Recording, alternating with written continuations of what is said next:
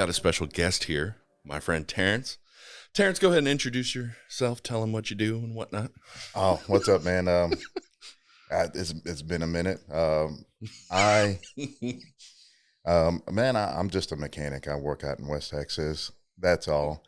We go way back, all the way to high school. The Limp Bizkit days. Limp Bizkit days. Yeah. We listened to so much more than that, but yeah.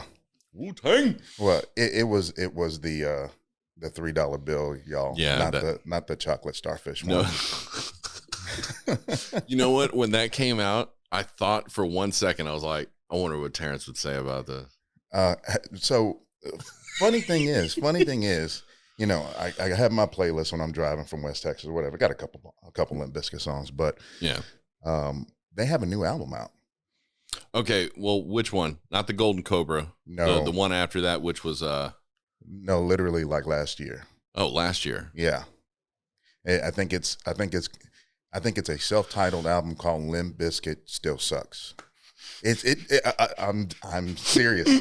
I'm serious. Like that's the actual name of it? That's the name of it. That's pretty funny though. It still sucks. And I got Wes is in it?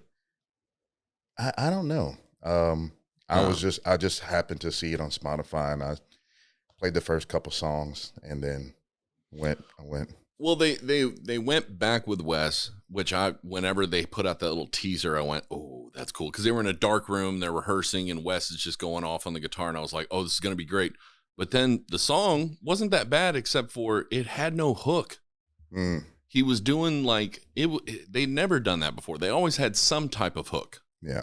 And it was like listening to him just say a repeated phrase, that was the hook. Like he would just, it's all in the family. And he would just keep saying that for like 10 seconds. And then they'd go back into the verse, which was cool. And I'm like, dude, if they had just put a hook in there, yeah, it would have had more popularity. Yeah.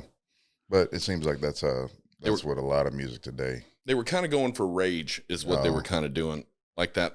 But rage is rage. Yeah. You know, you can't really copy plus you're copying something that they did in the 90s, not something in modern day. Yeah, no.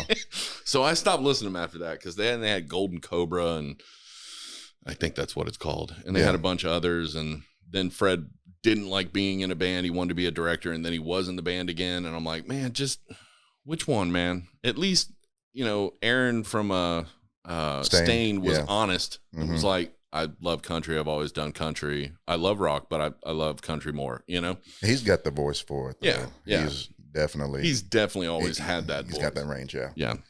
So, but yeah, this isn't a Limp Bizkit podcast at all. No, believe it or not.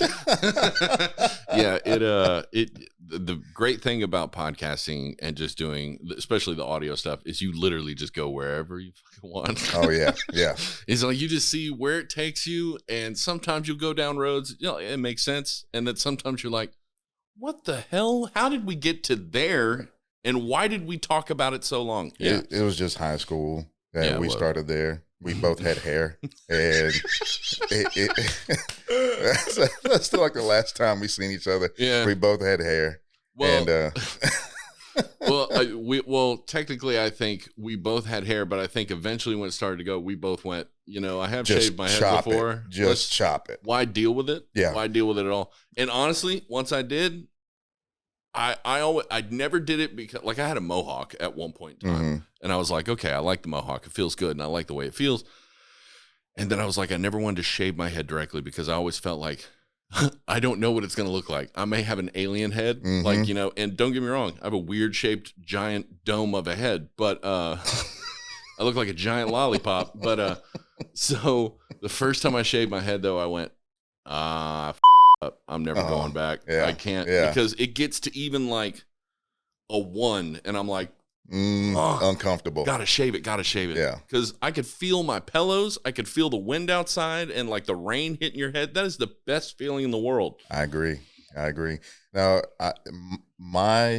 after my son was born, I think I started worrying a lot about money and things like that. And then by the time I was 24, 25, it was like, okay, the one time I went to the barber and the barber he looked like he was trying to figure out an enigma, like trying to make hair grow on my head and edge me up. And you know, he gave up. He just said, "Hey, you know, I don't think I can edge you up, man. If I edge you up, you know, you're gonna look like Balrog from Street Fighter." So that was an awesome reference. So I was like, okay, well, if it's not gonna happen, it's not gonna happen, dude. Yeah. And it was like, you still owe me $18. Like he didn't even finish it. And so I get up and he's like, yeah, it'll be $18. All right. And then immediately I just went, bought some clippers and just said, screw it.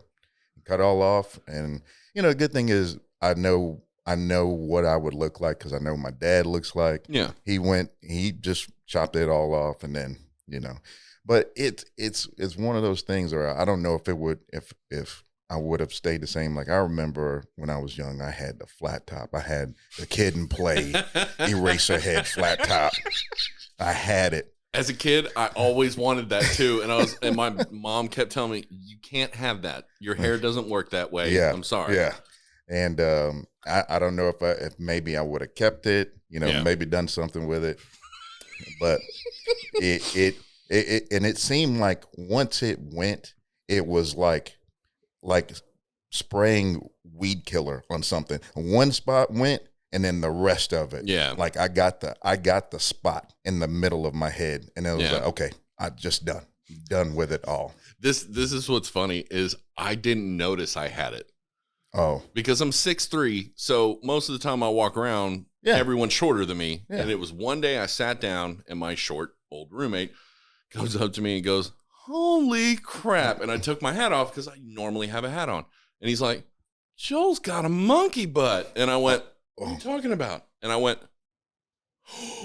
and my dad has that too, but it didn't come in till like 40s or something. But then I found out what I was doing wrong was, one, wearing hats all the time. Two, I bleached my hair every other 4 days or whatever else. Yeah. And when I wasn't paying attention, like if I was zoning in on something, like working on something with a computer or watching TV, I would do this. In the middle of my head, I'd twist and pull and yank on it.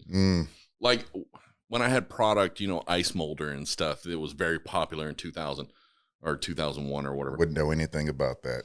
Yeah, of course. Yeah, I know.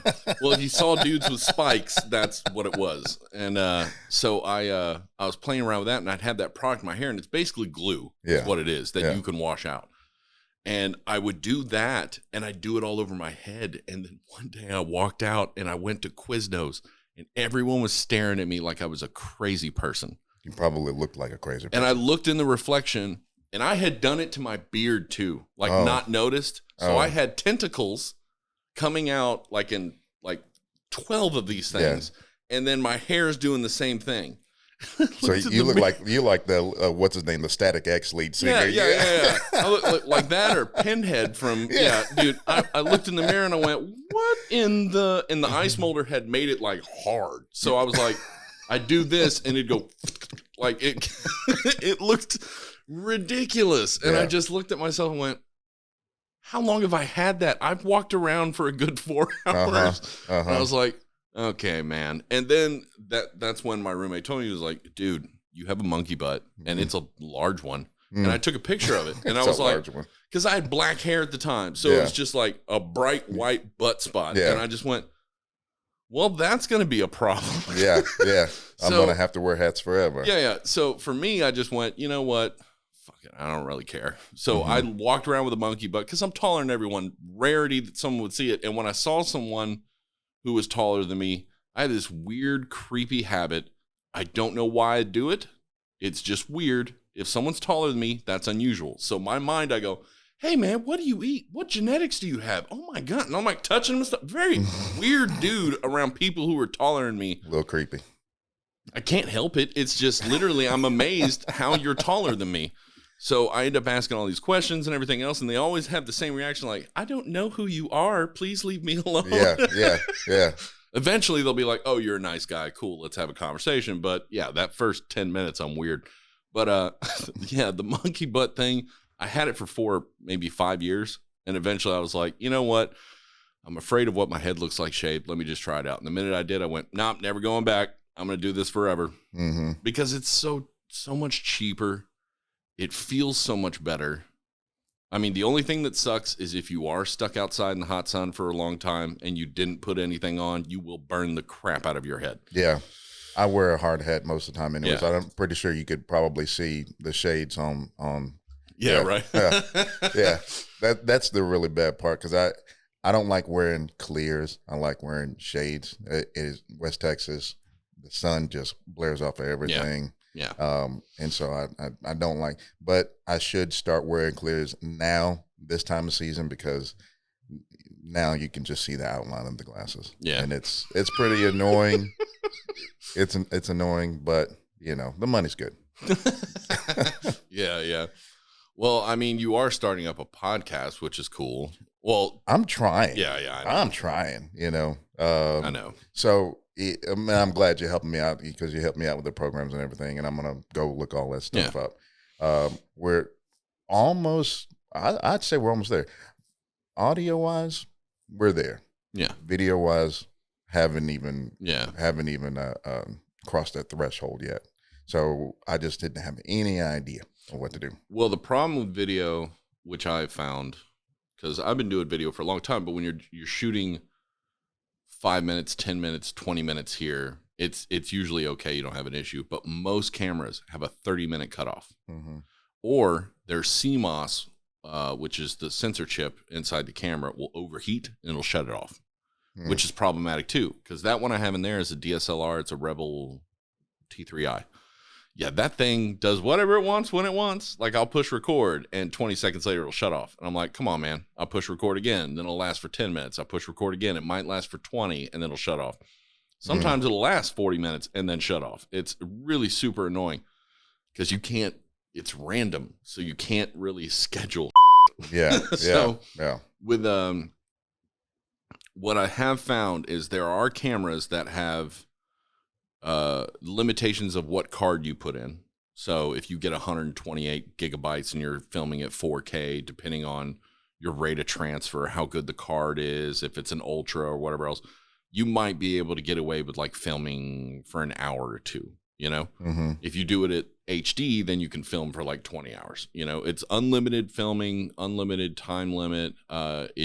If you can open the camera face up and put a fan on it or something where you're not recording direct audio on it, that way you're dissipating the heat, that will help it last longer. But again, there is not really a camera that can go all day, every day, or at least film, because most of the stuff podcast-wise, you're going to be filming as anywhere from 30 minutes to an hour and a half. Because YouTube prefers longer content.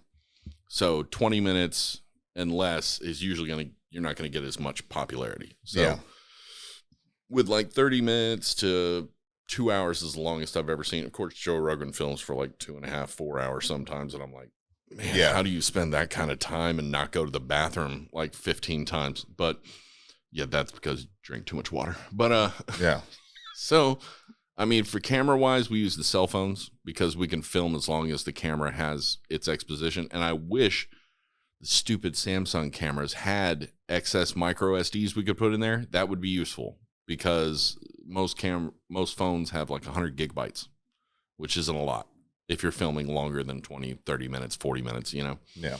But we use the phones. That saves us for now. Eventually, we'll spend the money on a nice mirrorless camera that doesn't overheat and dissipates well. But those things are expensive. Like the good ones, they're talking $1,800 per camera. And if you have two angles filming at the same time, it gets quite expensive. Oh, yeah. But if you look into video cameras, like professional video cameras, it's way more. Yeah. Like a professional Red camera, even their cheapest model, they just started releasing the Komodo. It's $5,000. Yeah. And that's just for the box. It's not even the lenses and everything else you'd need. Yeah. So basically what you're saying is we need crypto to just skyrocket. Yeah, exactly. Invest heavily in crypto and hopefully it shoots to the stars. Not financial advice. Dude, that is the funny thing is when I was living in Huntsville, a buddy of mine, a roommate that we were living with, because we had this big ass house, it was like 3,000 square feet, and it was like 5 dudes living in it. Like we built out rooms within living rooms and stuff. Like it was fun. But he came up to me and he goes, yeah, I'm heavily invested in crypto. And I'm like, okay. And he was like, no, blockchain currency. And I'm like, yeah, you're talking to me like I know what the hell you're talking about. I have no clue. And this was like a long time ago. This is the beginning of Bitcoin. He was like, yeah, it's Bitcoin. I've got some Ethereum. And Ethereum just started. And it was super cheap. Yeah, probably and he was a couple like, bucks. You should invest in blah, blah, blah. And I was like, what Bitcoin at? And he's like, well, it's around blah, blah, blah. And I think at the time it was like, because Ethereum was like a couple bucks per. So Bitcoin was probably at like 89 or something like that. Yeah. And I had money to do that. And I wanted to invest in stocks and start a portfolio because I knew, hey, you're a musician who's poor. This is the time to invest money in something because you might regret it later if you don't. Yeah. Turns out Joel was right and did not pay attention to himself because I just said, you know what? I'll just make it easy on myself this month and pay bills early, And I went, you're an idiot, man. Because I had the option to buy in Ethereum at around 1,000 coins. If I'd done that. Damn it. Yeah. If I'd done that and held that, dude. Yeah. I mean, I even screwed up recently, like the last drop they had in Bitcoin, the halving or whatever. Yeah. I made a plan because I had grown $130 to around 2,800 using stocks and crypto. Yeah. So I was impressed with myself. And I thought, okay, the halving's going to happen. Sell everything off the day before and then buy back in the day of the halving or the day after. Yeah. I got distracted by what others call the JJ and did not pay attention to what was happening. And it was 3 days later. And I went, oh, I forgot to buy back in. And I went and looked and it had basically went past the amount that I sold for. And I went, well, I'm not doing that. And my dumb ass said, no, I'll just wait. Maybe it'll drop again. I'm like, no, dummy. The halving that was your moment. You missed it. You're an idiot. Buy back in and lose less. Because I had at that time of Dogecoin around 82,000 coins. Yeah, so if I'd have bought back in during the halving, I would have had 200,000 or 300,000. Mm-hmm. And my plan was to hold it for 5 years. Mm-hmm. And I didn't. I got nervous and I sold off and I tried to pull this halving trick. If I had held on to it, I would have had around 400K. Yeah, that's what the old saying goes, time in the market. It beats timing the market. Yeah. But I just got started. I just got started like maybe a year ago or so. Yeah. I started just kind of like you, just like did a Dogecoin. Yeah. Bought a little Dogecoin or whatever. And then the funny thing is I talked to my cousin. I was talking to him. And I was like, what do you know about this cryptocurrency stuff? What have you heard about it? And next thing you know, he says, well, I'm gonna send you a picture. He shows me a picture of his portfolio, and he's deep into it. I mean, like 20K here, this month. I'm like, yeah. So I'm like, well, tell me what you know about it. And he says, well, I don't really mess with Dogecoin. I don't really mess with this. I'm messing with the utility coins. Yeah. And I was like, which ones? And ever since then, I've been hooked on it. Like just every paycheck, just throwing something on it. And and it doesn't matter. It's like, like $20, $25, whatever. Things are, if I drop the $20 bill, is my life going to go to shambles? No.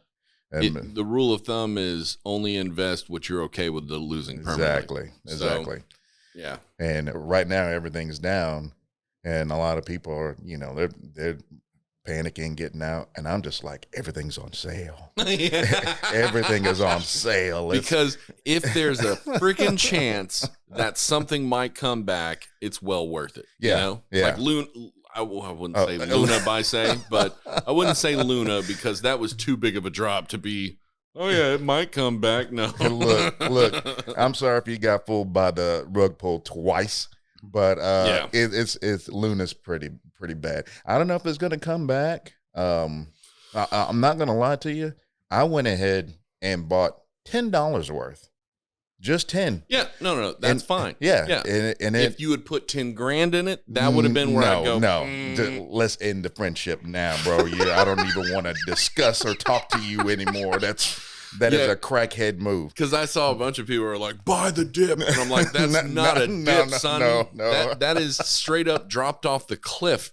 A baby was dropped off the cliff. Man, like, no.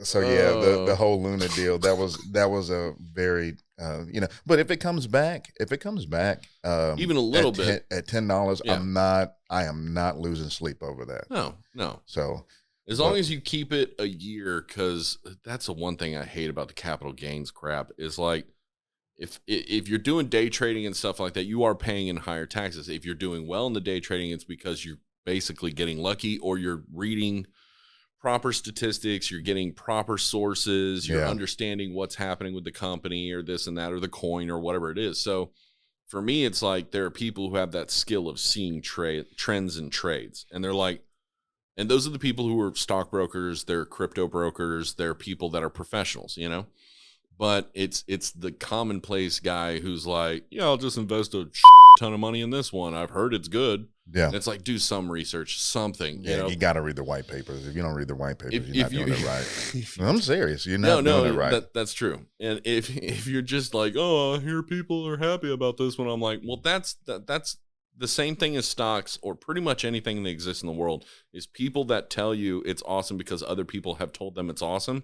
Means no research has been done. Like when people were buying newspapers with the Supreme logo on it, and I'm sitting here and they're like, yeah, I'm gonna hold them for 5 days and sell them for 4 times as much. I'm like, are you really? NFTs, all that stuff. It seemed, this is. I was just gonna say, it's just blown that. up. Yeah. It's blown up. This is crazy. I paid $2 million for that. Isn't that nuts? And I sold for 4. And then like a year later, everybody's like, NFTs are dying. It's like, I wonder why. Yeah. You took the words right out of my mouth because I was like, dude, this NFT shit, when it started, when these people were talking about the Bored Ape sold for this much and the and I'm thinking like, this is nuts. This is insane. Yeah. You're paying this much for a JPEG.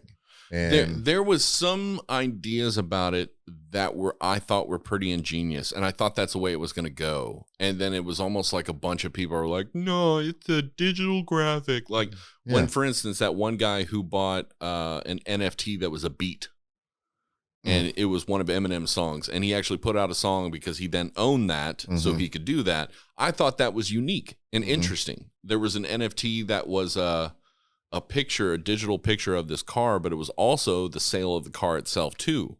And I thought that was unique too, because the picture coincided with this almost like a Hot Wheels collector's car type thing. Yeah.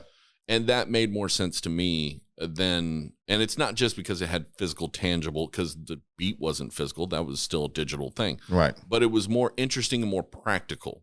Because if it's a beautiful piece of artwork, an NFT would be kind of a useful thing, because digital art hasn't really been like, you don't see it in the Louvre, No. But then I'm seeing these 8-bit gorillas and stuff like this, and I'm like, oh, this is going to die out quick. Yeah, it's a fad, definitely a fad.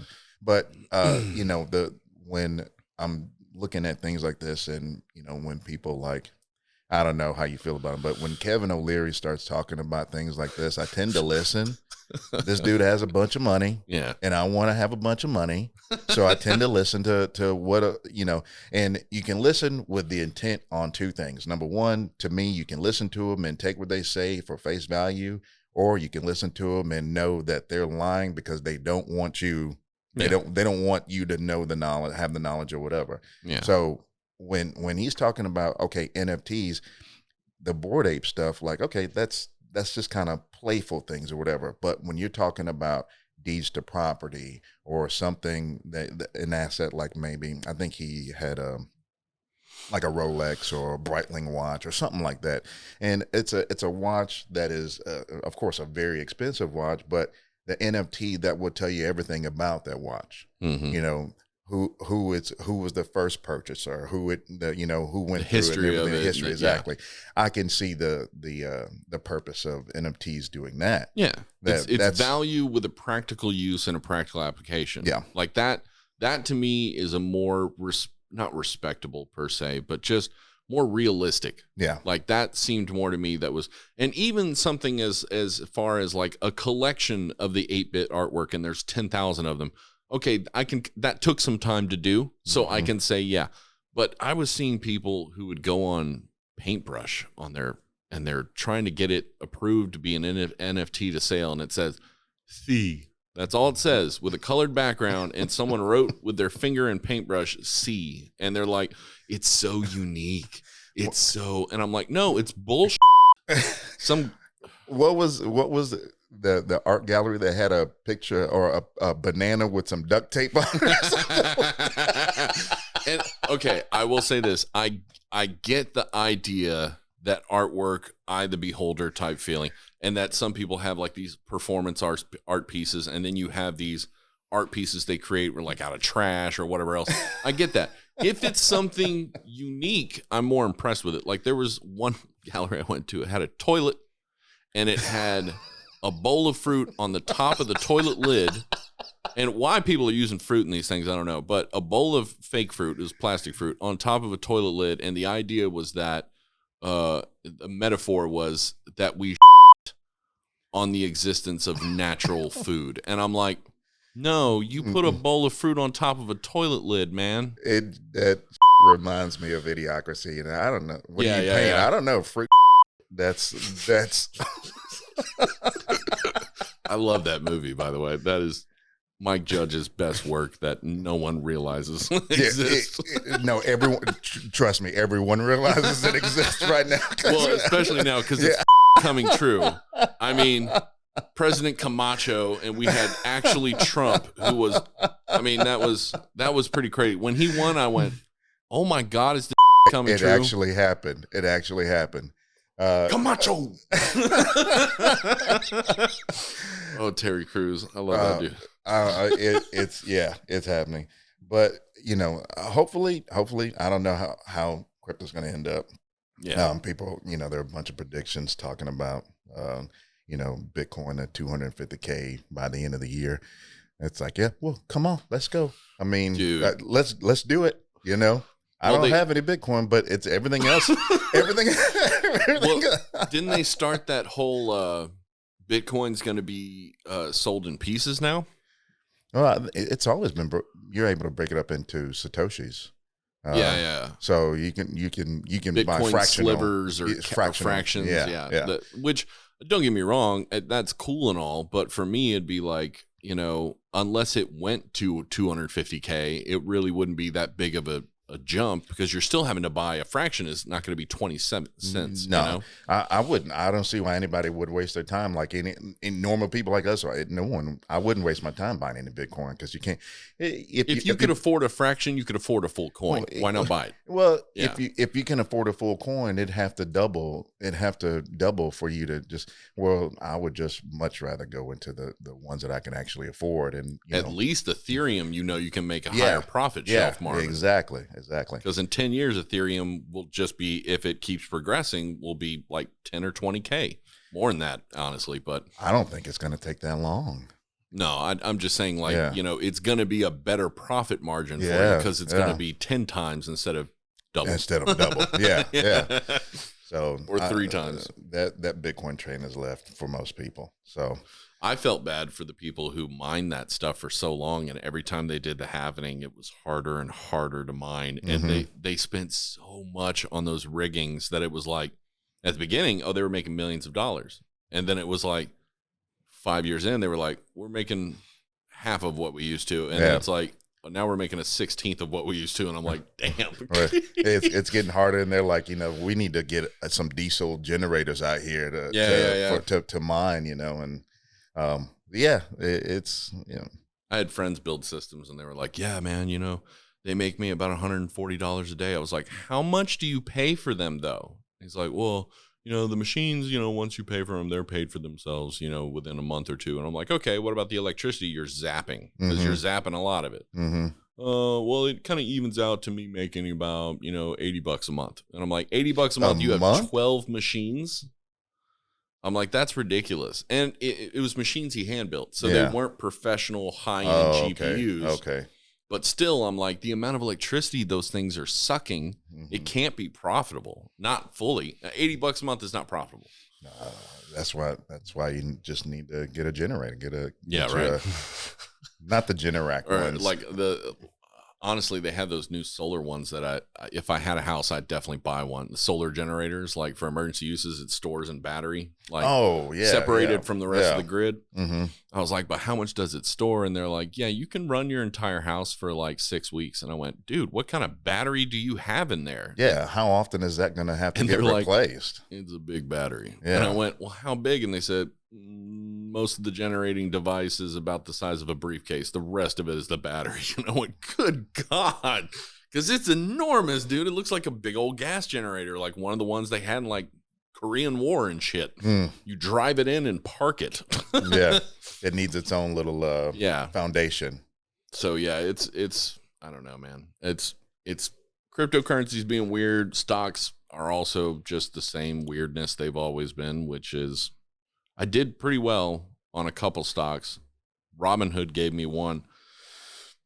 And I said, you know what? They're giving it to me. They're giving it to other people. So I invested a buttload in it. It actually drove up the price of that thing. And again, I wasn't paying attention at that same point in time and didn't buy back in. And I lost out on possibly making 10 or 20K. And I was like, well, that sucks. Oh, well, whatever. But it went from being like $1 worth per stock, and they gave me one and I invested more, and it went up to like, I think it was like $60, something like that, a stock.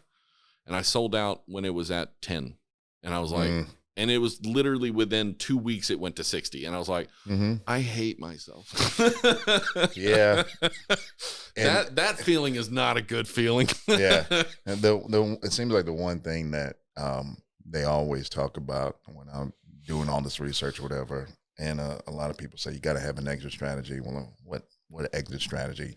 You got to take profits on the way up. You know, never try and time it and get it at the top. You'll never get it. I mean, unless it. You can see the future, you're not going to ever find that out. You might get lucky because, again, with some of these apps and stuff, you got to think about it's also the time. So if you decide, let's say, in 3 weeks it's going to hit its top, you don't know that, of course, and so you start selling 3 weeks before.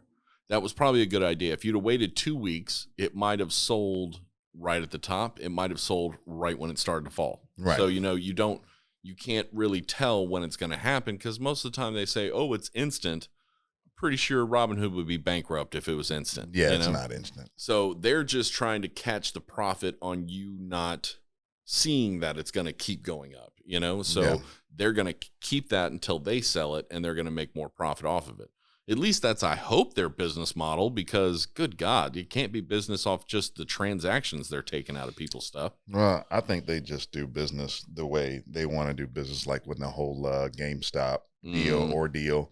And it's like, we'll just change the rules in the middle of this game, and they'll do business however they want to. So that's why I think that's why they wait and they take that extra margin. They just pay for it up top for you. I think that's why they did it, and that's why they stopped the GameStop, because it was going to cost them millions of dollars, ton of money.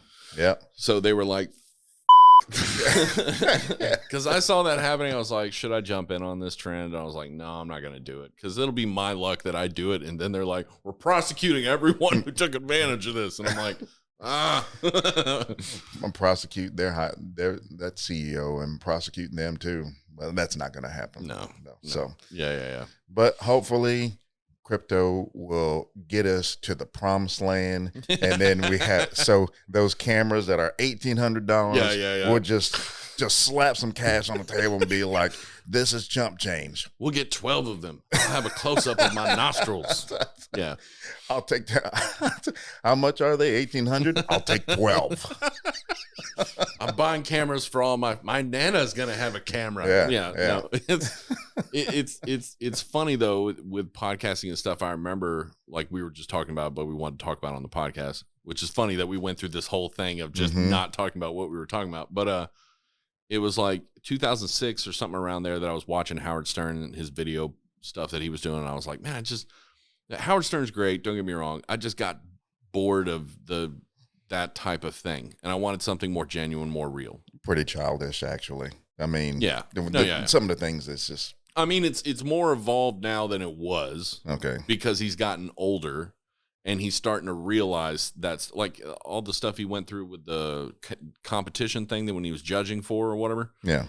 And he was actually way more reserved and conservative than I would have thought he was beforehand, because I think he's gotten used to people and he's gotten used to having conversations, genuine conversations in his real life. Right. And he still does some childish shit, but for the most part, he's kind of grown up. So it's, when I was listening to those different things, I was like, man, I wish there was something. And YouTube was just kind of going a little bit strong. It was growing, and I saw some people doing some stuff here and there, and I was like, man, this is going to be something big. But I didn't have the money to really invest in like everything I would need. Mm-hmm. And I didn't really want to deal with it at the time. Yeah. And I was like, you know what? When I get more money, then I'll worry about it. I'm doing the music thing right now and touring. That's what I'm going to do. And then it was like 4 or 5 months later, and it was 2007 or something like that. And then I saw the first podcast Joe Rogan did, and I went, I was like, that's exactly the thing that I wanted to see. And he made it. And I was like, because it was just genuine. Like when I saw him in stand-up, he was loud, obnoxious. Like that was his persona on stage. Yeah. But when he started doing the podcast, it was like, hey, I'm a normal person. This is my friends. We're going to have some conversations, talk, laugh, joke around. You know, it was a real genuine time. You know, it was a good conversation. It was intellectual sometimes. It was sometimes just silly and goofy, but it was like it had a purpose at all times, which was entertainment, but also entertainment for them, having fun. Like you don't go to a podcast or a video podcast if you're not having fun. Then it's pointless. Yeah. You know, it's like being at all those other interview shows you might have done if you were in the industry. And you can tell a podcast where the people are having fun. Yeah. And it is, and it's like I tried one time. I had a friend of mine, he's a firefighter, and I just figured this would be a good time to maybe kind of get in depth about what it is, what it takes to be a firefighter. And I'm about to do that, by the way. Yeah. I've got a firefighter / deputy sheriff's deputy that's coming in. Yeah. And the funny thing about it was and this was at my studio. This is all my equipment. It's everything. I asked him to come in and talk. And I felt out of my element simply because, you know, if I'm not comfortable and I'm comfortable, you know, I curse, I drink. When I'm at home, if I want to do a podcast or whatever, then I'm going to have, you know, a glass of whiskey and some beer, and I'm just going to let loose and talk. Yeah. That's kind of what I wanted. And it was during the day. I'm like really uptight, and I'm like, what do you think about the firefighter budget? You know, that's the worst feeling in the world. Yeah. When you're like, I'm not in the mood, I'm not in the right mindset for this. Yeah. And it turned out. I mean, after it was done, you know, it sounded like a job interview. Yeah. You know, and that's kind of not what I was going for, clearly. No, you got to have that, like the way I do it, like even if sometimes, which actually works really well, if I know they're a person that I don't know as well, or like for instance, if I do one, I'll do a podcast early in the morning. And I know that they're really into that. That's where they're most relaxed, is early in the morning, something like that. Then I'll be like, okay, but I'm going to sleep to the last moment he shows up. And the reason I do that is because when I wake up, I'm ready to rock and roll. That's my sharpest I will be the entire day. Now, I'm sharp throughout the day, but that will be the sharpest I'm on point. So when I'm talking to someone who's new or I haven't really talked to that much before, and they come in, they get involved, and they sit down, they're like, you know, this is a really professional setup. You know, even though it's in your kitchen, it's somehow professional. And I'm like, because I'm talking to you like a normal human being, but I have all this cool around. That's what it is. Yeah. And they're like, well, you know, it was a great conversation we had, like the Sean Barnes one we just put out last week or whatever. It was like an hour-long conversation. He was like, I didn't expect this when we were talking about it. Yeah. And I said, because that's the whole point. I want you to come here and be comfortable. You might be nervous at the beginning, but I want you to be comfortable because the reality of the situation is it's a conversation. That's all we're having. Yeah. And it doesn't have to be about a specific thing. Like sometimes I'll have at the beginning, like 6 questions I'll ask because it's like pertaining to what they do, you know? And then we'll go into just generic questions we might have for each other, ideas about life, mental health. I try to stay away from politics as much as I can, and religion, because people, they're set in their ways. They're way too violent about anything. Don't even talk about that. Don't mention it. I don't want that in my shit. My shit is supposed to be comfortable, easygoing. Yeah. Let's talk about some shit. We can talk about some serious shit. Just don't act like you're the end all. Yeah. And you have if you can't have a debate and have a conversation and be civil during it, why do you exist? Yeah, there's no point. Yeah. Agreed. I agree. So, yeah. I mean, when you posted it and I clicked on the link on YouTube, right? And I saw it, I'm thinking like, okay, let's check this out. And you were you opened up with Aaron Neville, and I was laughing my ass off. And I'm thinking like, you nailed it. You nailed it. And then I'm sitting there, I do a lot of driving. Do a lot of driving to West Texas, driving in between rigs, back and forth on 285. Anybody who knows anything about West Texas, they know 285, and it sucks. Yeah. I gotta drive it. But so I was more or less listening instead of and not watching. Yeah. But I saw the colors and everything, and I'm thinking like, holy shit, like what kind of studio are you? I'm about to go on this whole story. So when I actually had a chance to look at it, I was like, "That's a kitchen." Yeah. I'm like, "There's a stove there.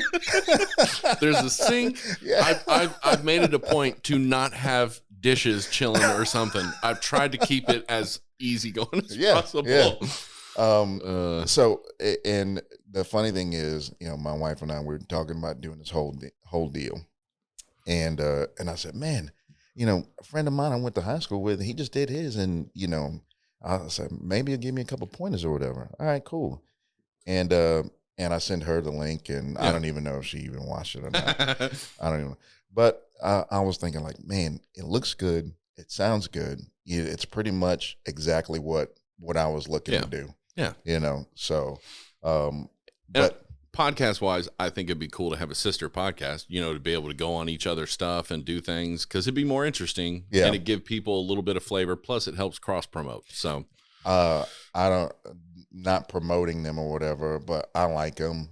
But I don't know if you ever heard of Decent Gamers on YouTube. Mm-mm. No.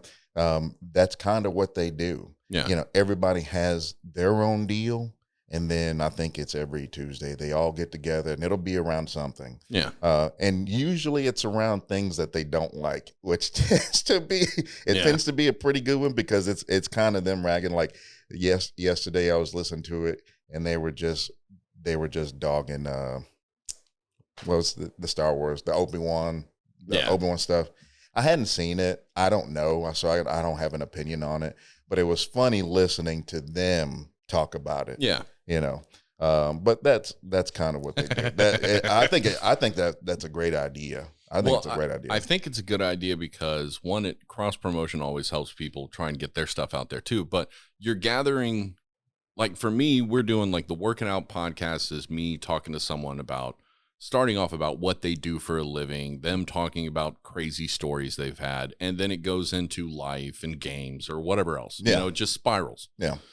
But the Mix It Up stuff is more me and Aich, just kind of, because we're both musicians and we've studied music theory and played and toured. So we're coming it from a different perspective. Most of the reaction videos you'll see out there are ones that are, based on just normal people looking at a song, hearing it for the first time, something like that. But for us, we get to break it down to its truest form. We're not vocal coaches or anything like that. We've actually performed and been out in the world doing things, So it's more interesting because it comes from a perspective of not just writing and producing, but also performing and that sort of thing. Like, plus I love bringing artists to Aich that has never heard of them whatsoever. And then he's like, I would have thought I would have hated that, but I don't hate it. And I'm like, yeah, you don't. You like System of a Down, don't play. Oh man. So speaking of System of a Down, and you were talking about Howard Stern earlier. Yeah. Howard Stern had, who was it? He's a rapper on his show. He had a beef with Eminem. He's a white rapper. He had a beef with Eminem. Everlast? No. He did have a beef with Eminem at He one did, point in time. but that's from our era. Yeah. Machine Gun Kelly. Well, I don't.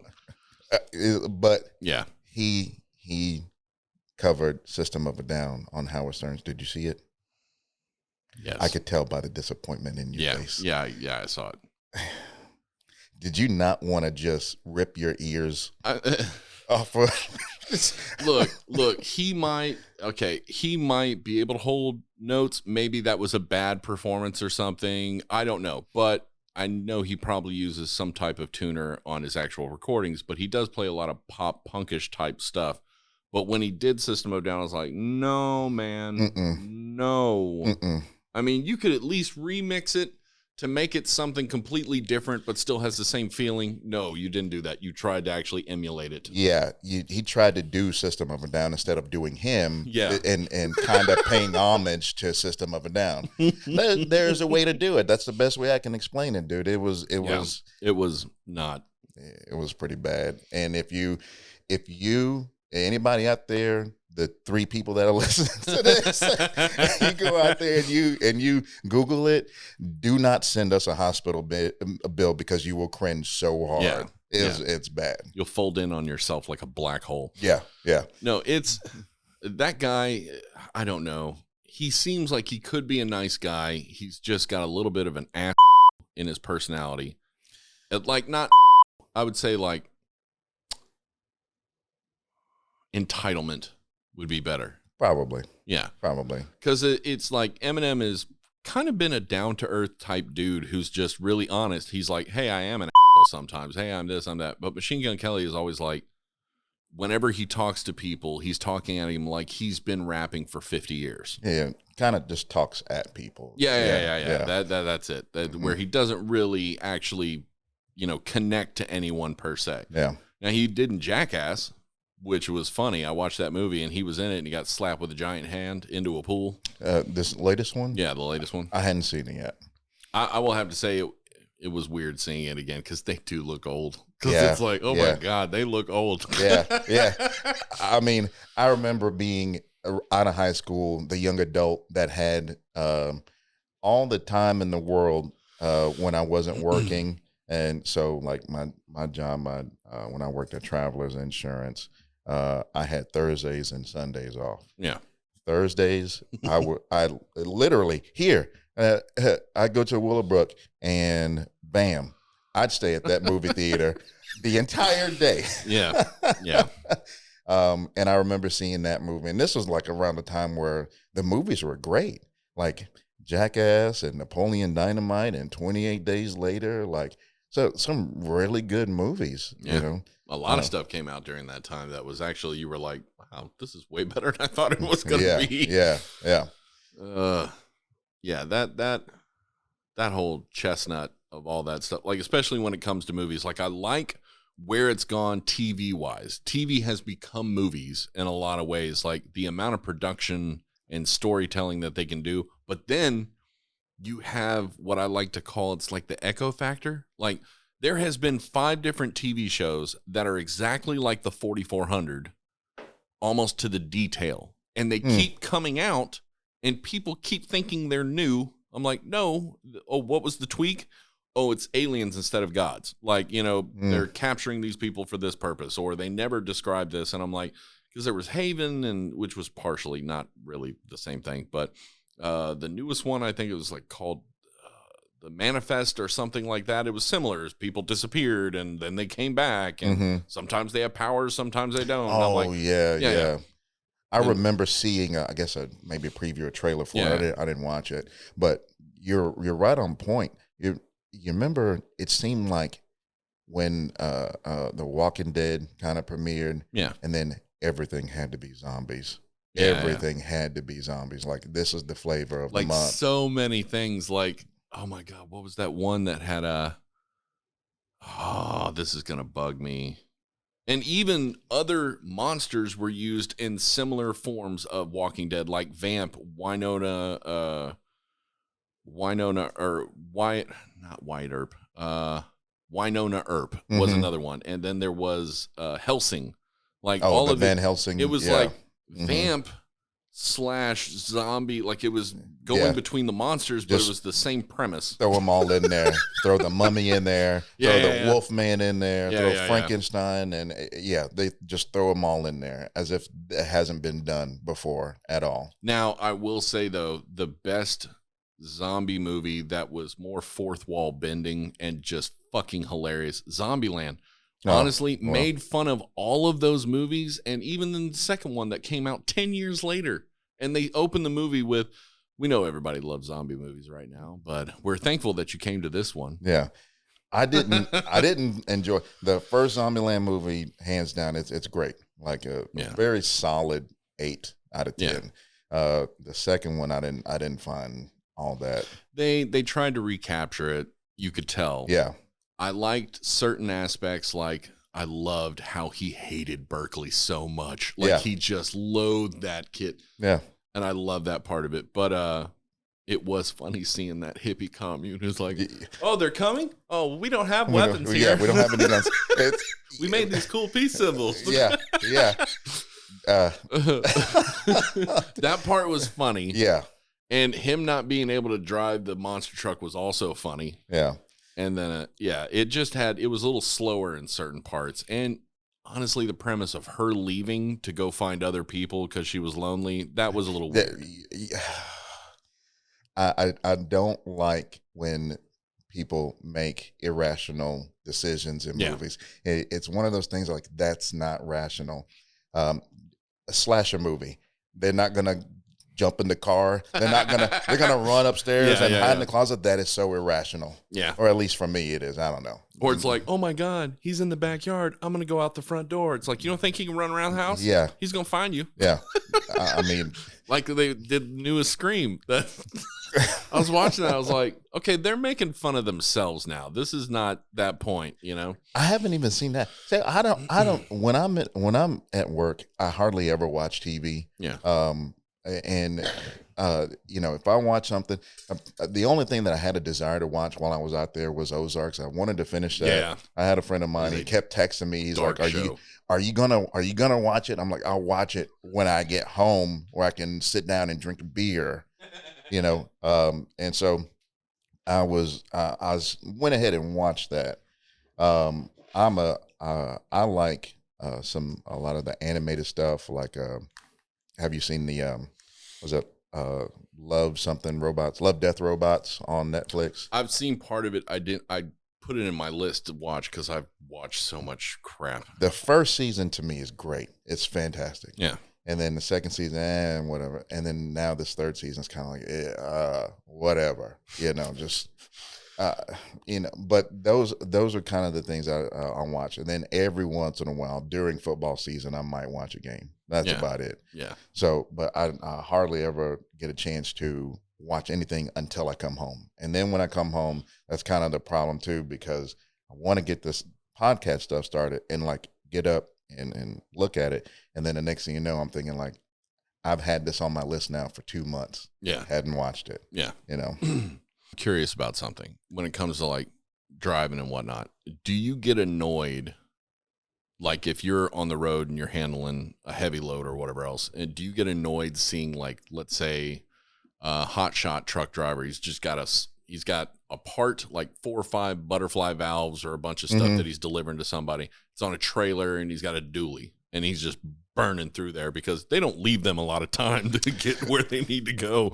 It's normally welders. I can tell you right now, they'll have the 3500, whatever, 35 Dodge, whatever, and their welding machine, and they're flying. They really are. They're flying. Not so much the hotshot drivers because they're. I don't know how they get paid, but it's not to the point to where it's like, oh, if you don't make it there, you're not gonna get, like they're gonna get paid. Especially out in West Texas, because there's always it's more deliveries than it is. Yeah, it's a flat rate. Sometimes it is that way because my buddy works. He used to run hotshot truck drivers, and he was like, "Yeah, sometimes you do have to get it because the client's like, hey, we just had a valve you sent just blew up you need to send one right now. Yeah. Because that was less quality. Like, yeah, it'll be a downtime situation. Yeah, but I mean, and for them, that sometimes can cost up towards millions of dollars worth of stuff they're doing. They're losing tens of thousands of dollars an hour. Yeah, no doubt about it. Depending on what, if they have any logs or whatnot. It's dangerous. I don't think companies are putting people in situations like that because all the time. Yeah, because there would be way more wrecks and deaths. Yeah. What's up, guys? 20% off entire store-wide on apexenergydrink.com. Use the promo code MIXITUP20 and you can get 20% off the entire store-wide. Not just the energy drinks. We give you energy, stamina, focus, but I'm talking about the t-shirts, the duffel bag, and some other stuff that they have on there, and they're always adding new clothing. So go check it out, apexenergydrink.com today. Thank you. Bye-bye. Do it. I had guests that were arguing with each other to the point of screaming. And I'm like, what does that help? What does it do anything? I mean, you both have very good points on a lot of issues. It's just sometimes not as simple as you think, and they're just literally berating each other. And then they go into this, well, because you don't believe what I believe, you must be offended by my existence. So now I'm going to cut you personally. So, and I'm like, y'all are just children. Like, I got real tired of it. And they were normal people. Yeah. That's what bothered me. They were normal people. They weren't like some persona like Tucker Carlson or something like that. Yeah. It was normal people that have now adopted the persona of these people they watch. And it's like, good God, does anyone have an original thought? Can you think about things outside of the subject and look for details, solutions? I mean, troubleshooting. My thing is, I am somewhat, I just love the truth. Like whatever the truth is, no matter who it benefits, no matter if it benefits me, no matter if it benefits you, it doesn't matter. What is the truth? Yeah. And that's kind of what the core, if I ever had to debate anybody, I would just say, first off, let's start with what is the truth? Yeah. And then we could go from there. But I think there's just so much untruth, like things that just absolutely factually false. Yeah. But it's hard to root out what is true and what is false. Let's have a discussion to get there. To finding facts and looking at the thing that bugs me too is they'll pull up stuff that's like, well, look, I found this article. I'm like, you found one article. How many other articles did you find that were against that? Let's find. Go to the second. Click on the second link. Yeah. And you might find something that agrees with you there, but that's cherry pick data. You have to look at all of it. That's what peer review is called. Yeah, that's why it exists. And look at what the mainstream media provides. Look at what independent media provides, and then, like you said, come up with your own original thought. Yeah. If you lean this way, you're leaning this way because you've done the research. That's indisputable. I think. I think that's pretty much the truth. Now, my thing is, if you get some things wrong, just say like, "Well, I got that wrong." And I think that's where a lot of people they can't ever just say like, "Oh, well, this is what I read at the time," or "This is what I saw at the time," which led me to believe this. But this was incorrect.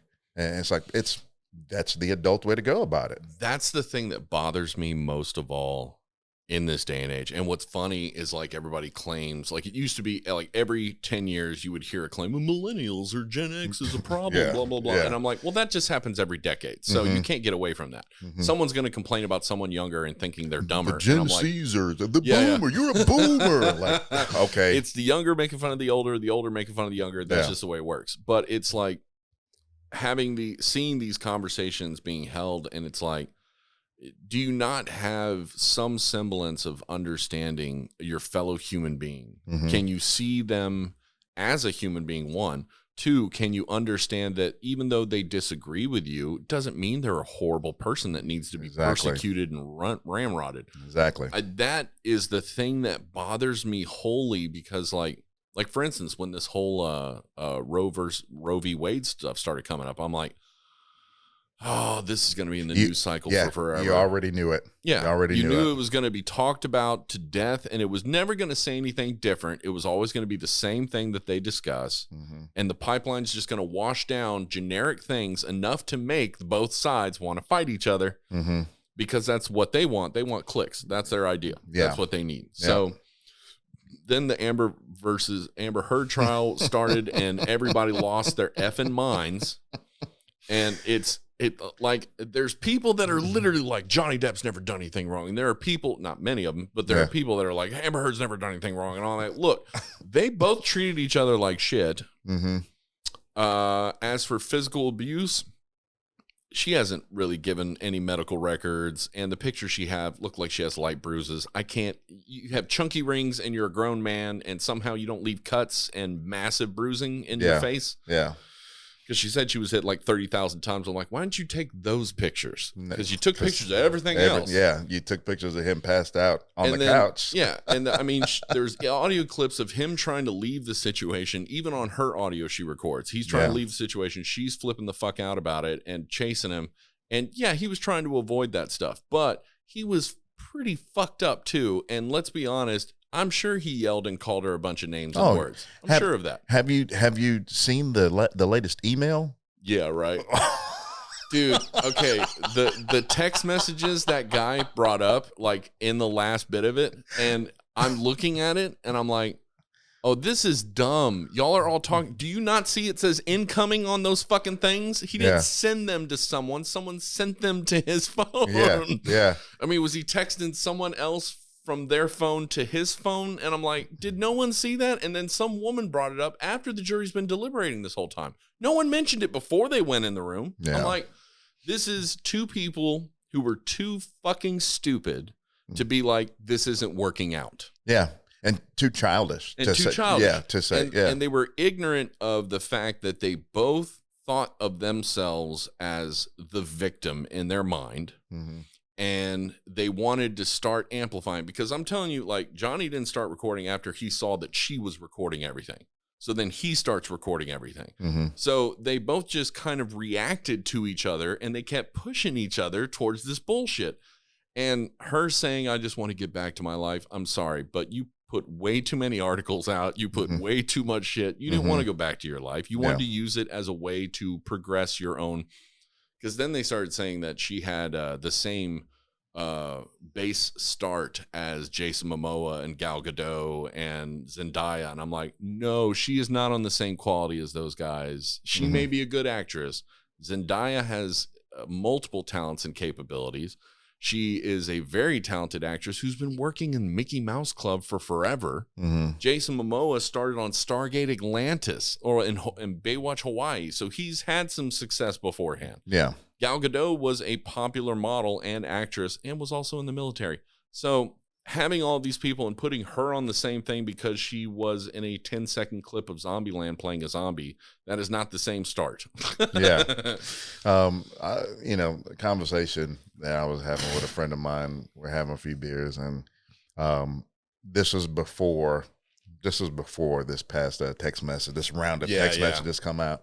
And we were kind of on the, is she the ratio of hot to crazy? How is it?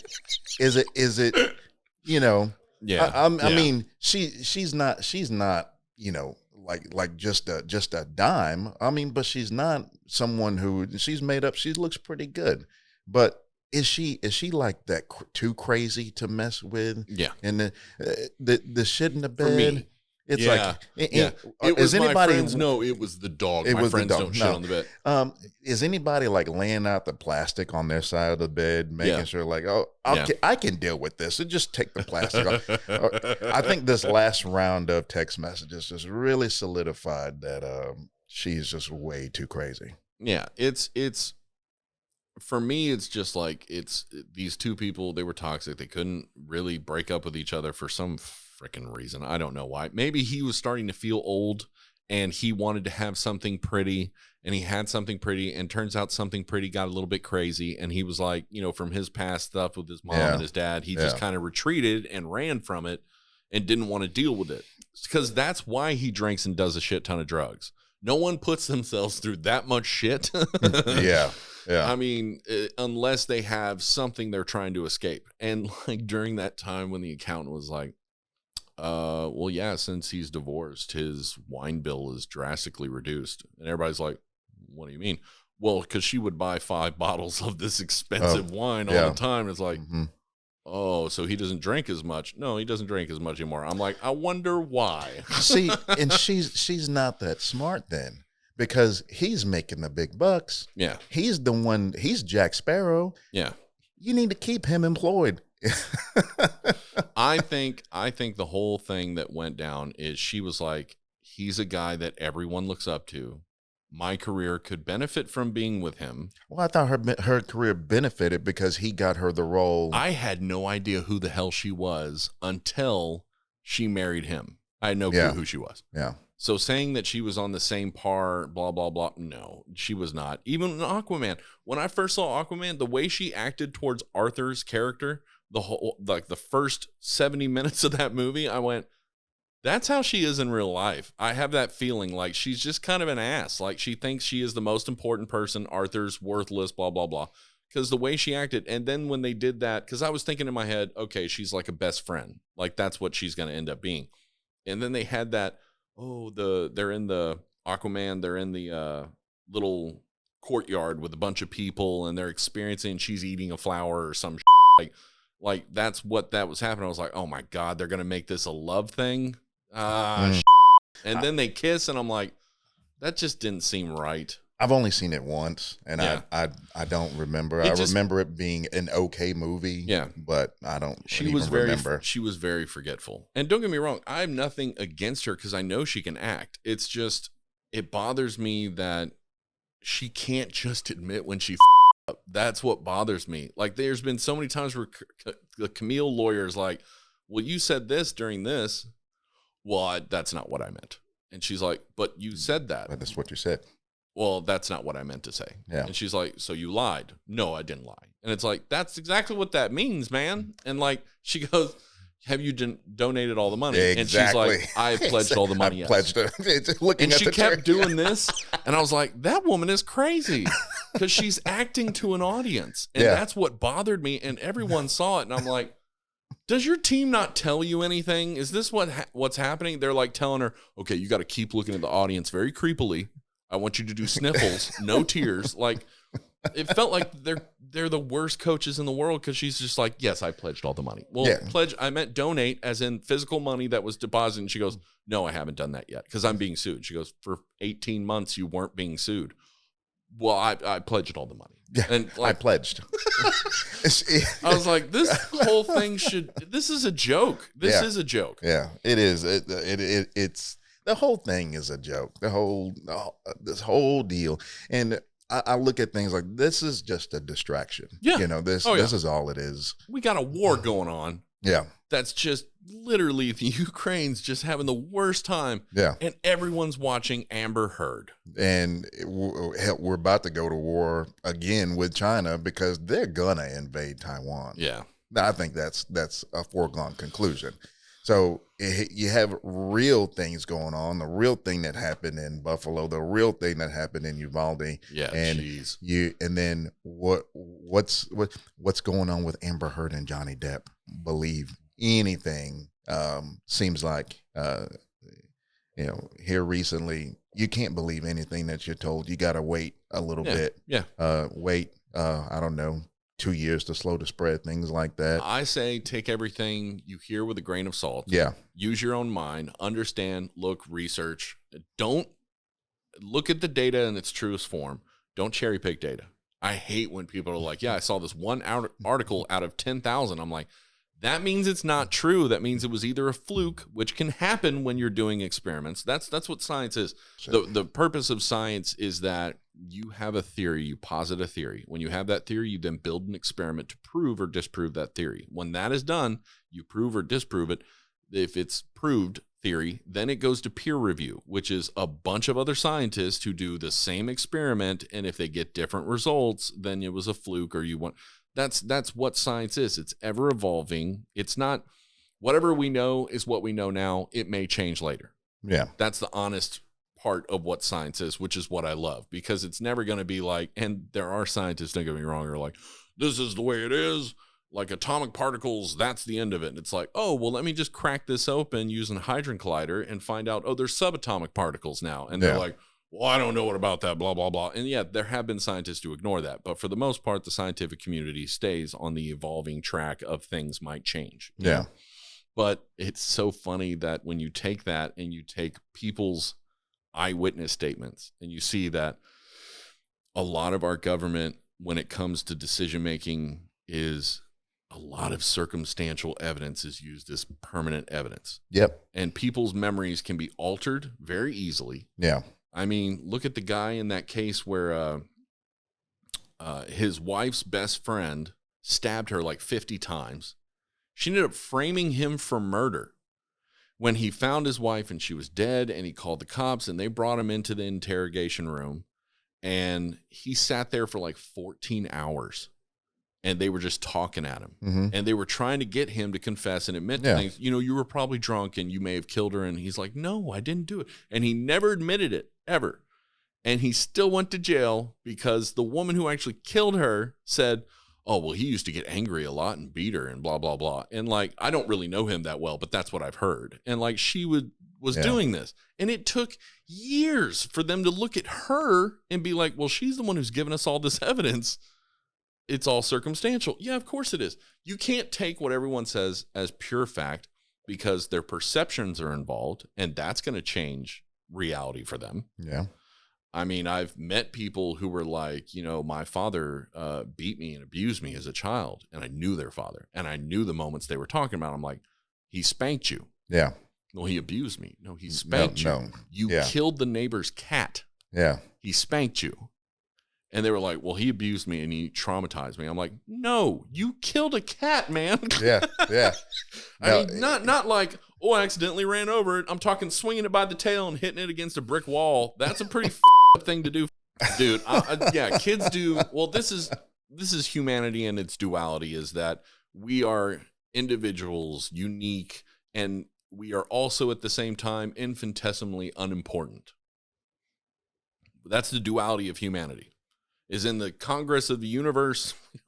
They think the world revolves around them. They create these lines, distinctions. So religion, sexual orientation, identity, politics, even where you live geographically. Yeah. Like they take these lines and they create these smaller and smaller groups until they're like the central part of that universe. So, because I've heard people have conversations where it's like, oh, Harris County is trash. Walker County's way better. And then I've heard people be like, oh, well, you know, Louisiana's trash. Houston's way better. And then it's like, oh, well, you know, Alabama, the whole southern part is trash. Texas is way better. And I'm like, y'all having these arguments about what place is the same everywhere it is. Yeah. It's just slightly different. Chevrolet's trash. Yeah. Ford's better. And it's like, dude, whatever. You get, I've seen Fords come back. They're straight lemons. So just stop. Yeah, it's funny to me because these little lines of distinctions are just to make them feel like they have control over their universe. And if they were to actually realize that they are a unique grain of sand, but they are a unique grain of sand on a beach, in a county, on a state, in a country, in an ocean, in a planet, in a cluster, in a universe, in a multiverse. Mm. They do not matter in the long run. In the grand scheme of things. I mean, even in the most beautiful sense, like Tutankhamun, like they found his intact tomb. That guy wasn't that important of a leader, and yet they have talked about him for almost a century because he had the most intact tomb. Yeah. That's why. Yeah. So it's like, you look at that and it's like, when it comes to history, in 1,000 years, no one's going to know Will Smith slapped Chris Rock. In 1,500 years, no one's going to care that Amber Depp and Johnny Depp had issues. Like, this is what you have to think about, is every spot of land you have walked on has hundreds of thousands of years of people walking on that spot. The immense history of humanity, animals, universe, carbon-based life forms. So you have to kind of be humbled that your life is unique and it is your life. But in no way, shape, or form should you be trying to make everyone else's life a living, miserable mess because of that. Because if you died tomorrow, people would give a for a short amount of time. Yeah. Because people only live max 100 years. So in 100 years, you'll be completely and utterly forgotten. Even if you're the most famous person in the world, it's going to be hard to remember. I don't know every aspect of Harry Houdini's life, and he's been dead for a while. I know some. I don't know everything. Escape artist. And he was weirdly, creepily trying to prove snake oil salesman who, what is it? I see the future. I can talk to the dead. Like those people. He tried to prove them wrong because he was constantly trying to find his mother. And I know that because I watched a documentary. But that's the only thing. In 200 years, that documentary is not going to exist. So it'll exist on the blockchain. Yeah, right. Yeah, so it's just you have to be humbled by the fact that this universe is extremely old. So just understand that you are important and equally not as important. If people grew up that way, they'd be happier because they wouldn't be concentrating on it didn't matter. But not everybody can quantify that. No, they can't. No. Not everyone That's can. why we're anyway you skin it, we're no matter what. Maybe that should be this little segment just called "And That's Why We're Just call it that and be like, that's done. That's the title, everybody. Yeah. Have fun. Go home. Just treat people the way you want to be treated. You know.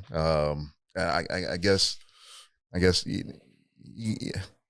don't know. It's kind of a weird thing where I understand that like you said, you don't want to talk about religion when you talk to people. Well, I do want to talk about it. It's just they never act. Yeah. It's always way too much. Yeah. When it comes to religion, I'm not a religious person at all. I know what I believe, but I don't want to force my beliefs on anybody at all. Yeah, I'm the same way. And the way I see it is my beliefs, I feel like make me a better person, and your beliefs make you a better person. You treat people the way you want to be treated, then I think we're all good. But I don't think a lot of people really do believe that. I don't know if it's because they don't believe in something higher or something more, or I don't know, because what would drive anyone to want to do what we saw this, Yeah. I don't know. Mental health is an important topic to talk about because it needs to be better. We have veterans who are staying on the streets and flipping out on people because they don't know their psyche, their mind is broken. Yeah, they're broken. They can't deal with what they need to. And honestly, we owe them better. We do owe them better. No doubt about that. And then you have people who are kids who have dealt with trauma or abuse or anything else, and they've been broken. And then when they end up doing something really foobarred to another human being, then we question, why did they do that? What's the source of the issue? And it's like, well, you could say the source was whoever tortured them or treated them like that's part of it. But sometimes it's hard to find out if that's happening because no one talks about it because of the stigma. But the biggest problem is still there isn't an easy access to the tools that can help people get their mind right, get their brain back to function.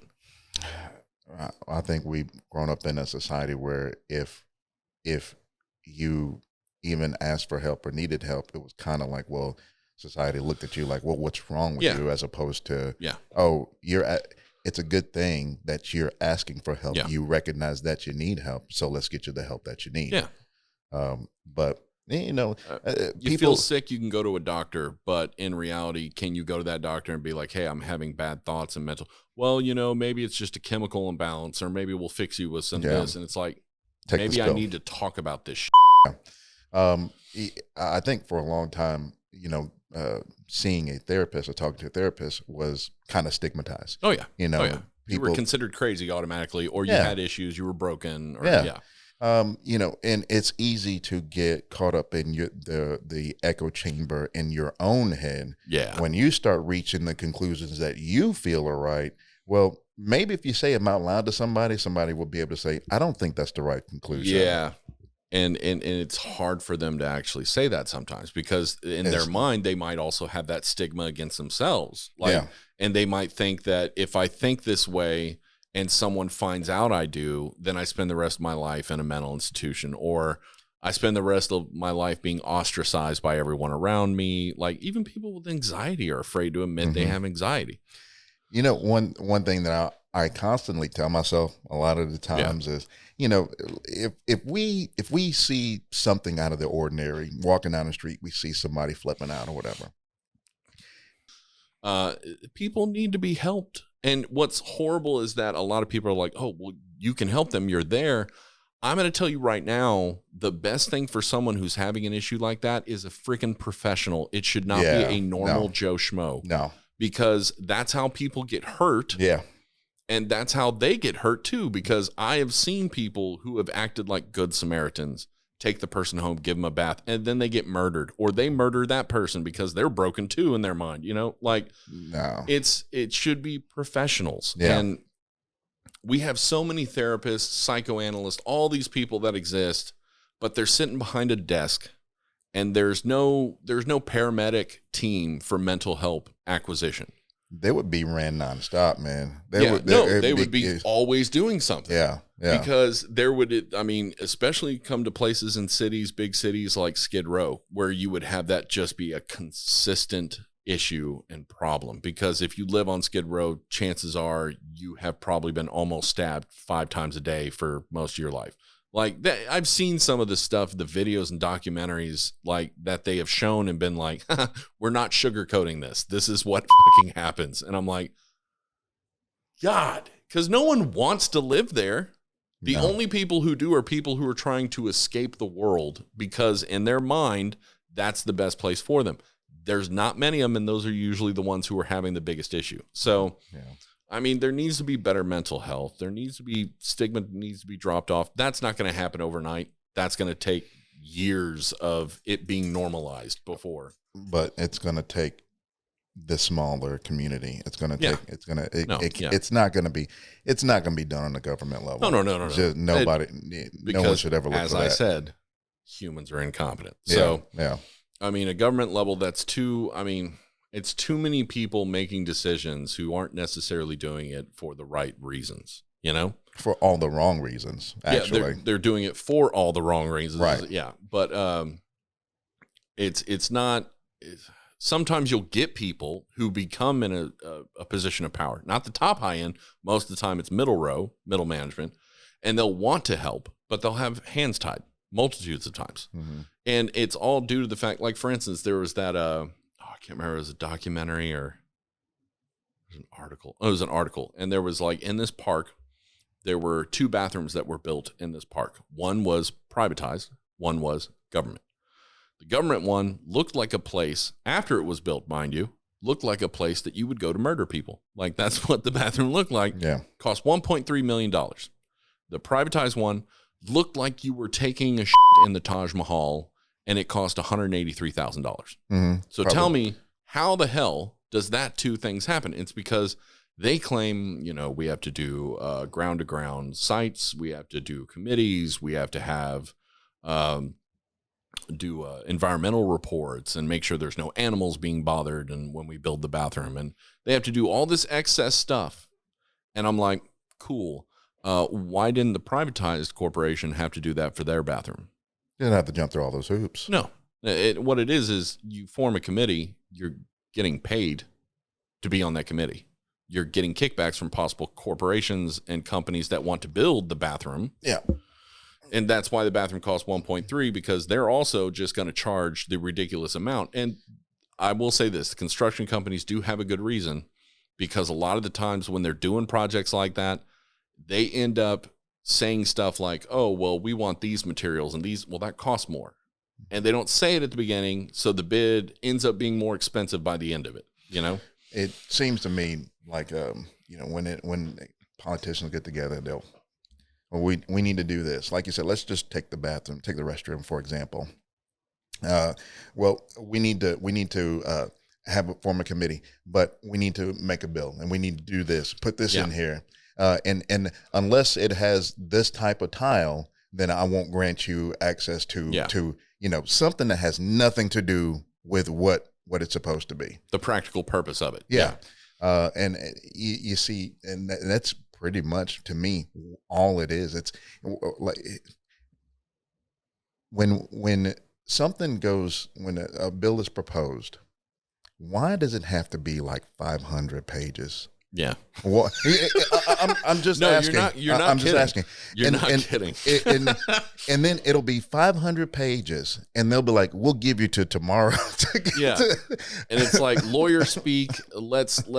Oh my God! It's sometimes I've tried to read those things several times, and I get through the first 10, and I'm like, I don't understand. This is all exposition. You haven't even gotten to the meat of the subject yet. And the latest one is the executive order on cryptocurrency. Going back to that, it was like 2 pages. It was very, very easy to read, and it was about the Fed coin, it was about stable coin, it was about actually moving to a digital currency system. So why is, which I'm all for. I'm happy about it, and then that's going to have its pros and its cons. But why is it that's two pages? But when you're talking about $2 trillion added to the deficit, and it's like 500 pages, and you're giving people 24 hours to read it, like that's not going to happen.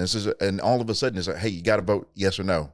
Yes or no? What do you want to do? Jeez. Because then we're going to put something in there that says, oh, you voted no to give the people $2,000 for COVID relief. And it's like, well, that's not what I'm voting no for. I'm voting no because you didn't give me time to read it, I will say that I do hate the fact that they do try to shove things in all in one blank. It's like, it shouldn't be like that. You should vote on every issue separate. It should be a lot easier than this. I think honestly, a good way to fix that is, hey, let's set term limits on everyone.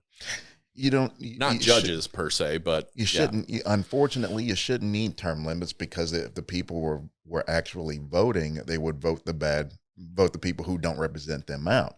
That's kind of the issue. I think that's hard to do because you have a 2-party system with no independents coming in. Right. And it'd be hard. And all these people are voting blanket ticket just because it's that word, instead of voting on the issues and voting on the person, which what you should be doing. Well, so my suggestion would be to get rid of big government altogether. I'm all for the libertarian portion of this. At least small government and more efficient. I mean, I don't understand that whole aspect. I mean, statewide, I don't see why does Texas have anything to do with Washington? Why would Texas have anything to do with West Virginia? Let Texas take care of Texas. West Virginia can take care of West Virginia, so on and so forth. Yeah. And I also don't understand why, so you got military budgets, and don't get me wrong, a lot of medical things we've discovered, things we use in our normal daily use, energy stuff, all of that, a lot of things have been discovered because of military spending. That is true.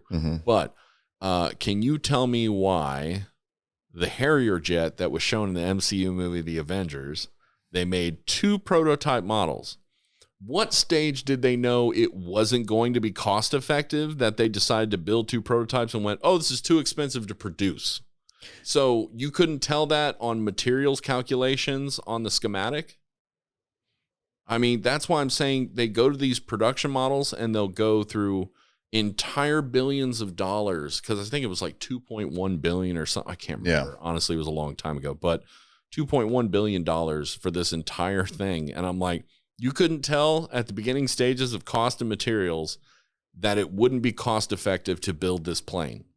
And they've done that for subs, and it's Lockheed and all these other different military contractors. And I'm like, if you cut even a portion of the excess spending for no reason, that had no medical things to find out later, because the Harrier jet, we haven't used any of that technology for anything else. It's just literally sitting there, too expensive, can't do it. That you know of. Yeah, I know, yeah. There's some drones. Like, drones use air production. It's not jet fuel. So, I mean, it's just like, it just feels like we waste a lot of money because it's like, oh, yeah, blank check, just do whatever you want, blah, blah, blah. If you come up with something cool, groovy. If you don't, then we'll eventually shut it down.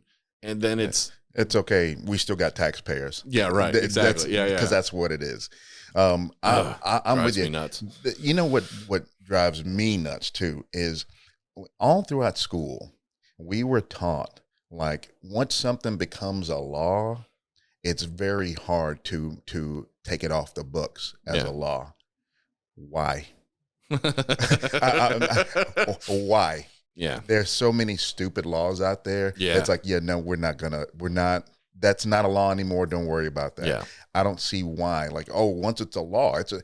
Oh, really? Really? Why can't you just say, no, that was dumb. We don't live in that time anymore, where people are stealing pies off of windows. So it's okay. We'll get rid of that.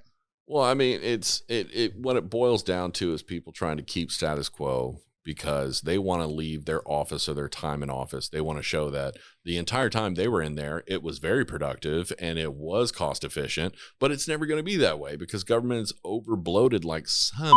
Oh, yeah. And it's just, I don't know. For me, it feels like the federal government should be efficient.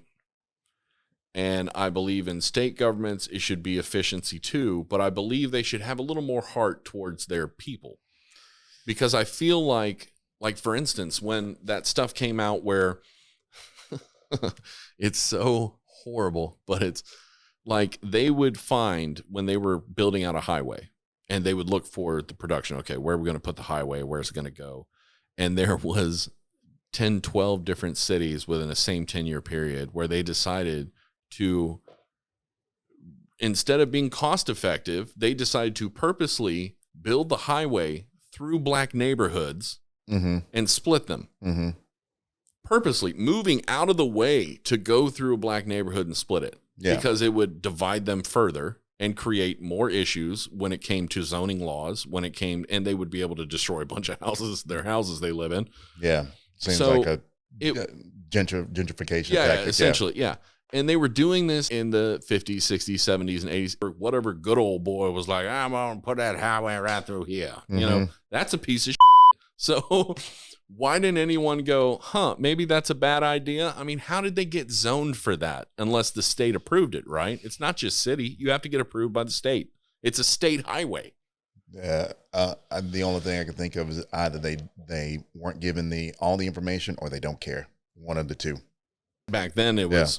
They had the information and didn't care regardless. But no, it's just, there's stuff that exists in this day and age. Like I'm a firm believer in proper training for police. I am a firm believer and I believe in the police.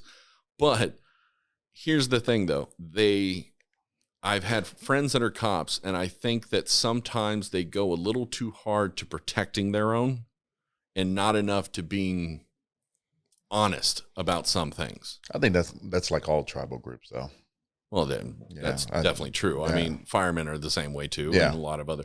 But it's just protect your own. That's fine. But if you know someone is doing something bad, please speak up, say something. I know you don't be a rat, blah blah blah. That's criminals can do that. You can't do that. You're supposed to be different. Yeah, I don't think you're ever gonna root that out, man. I don't think you're ever gonna root that out. I don't think you're ever gonna root out things like you're not going to be able to get rid of complete corruption. I know that. No, yeah. There's too much money involved. Yeah. There's too many rules involved when it comes to, government, state level, legislation, judicial. You're not going to be able to always root it out. No. I get that.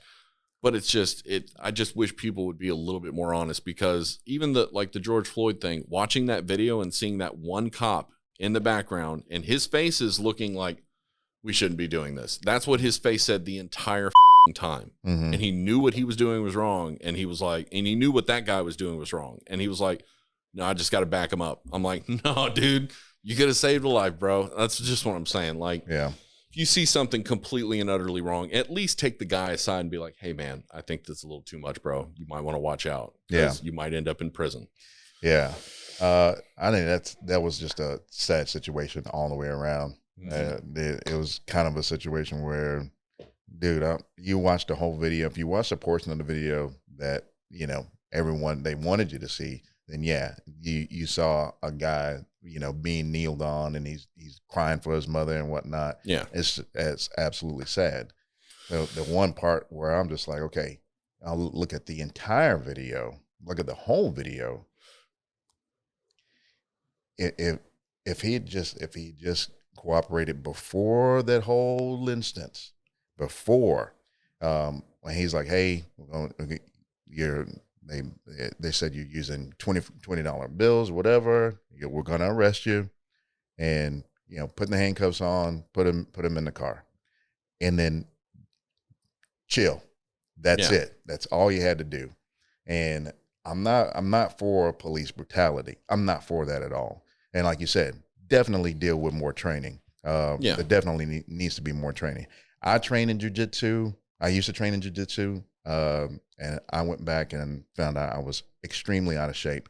But jiu-jitsu is something where, dude, as a police officer, I don't see why it's not a part of curriculum. Yeah. Because you can find ways to subdue people, and everyone walks away, but it's effective. And you can do that, especially one-on-one. And jiu-jitsu is about the smaller guy gaining the advantage over the bigger guy. Yeah.